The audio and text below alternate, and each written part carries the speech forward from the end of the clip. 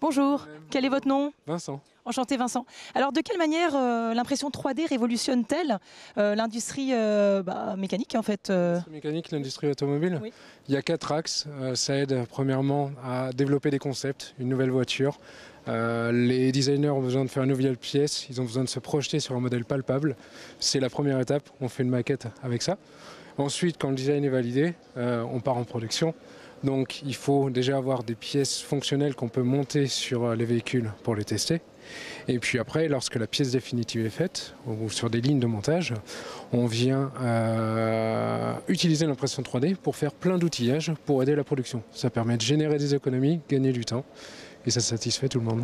Voilà. Alors c'est étonnant parce qu'en fin de compte, dans l'état d'esprit des gens, l'impression 3D, c'est pas très clair en fait. On se dit l'impression c'est du papier, donc comment c'est possible qu'on puisse créer des pièces?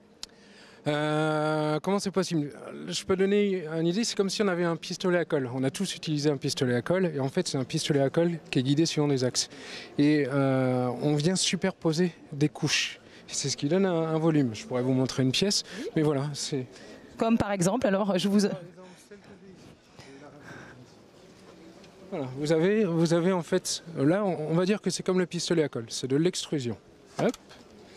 Et je viens construire ma pièce couche par couche et c'est ce qui va donner mon volume. Voilà. Il n'y a pas de synergie entre la 2D et la 3D. Là, on vient quelque part construire des couches et c'est la superposition de ces couches qui donne le volume et qui font des pièces. Bon, mais écoutez, merci beaucoup pour toutes ces informations, Vincent. Merci mille fois. Merci.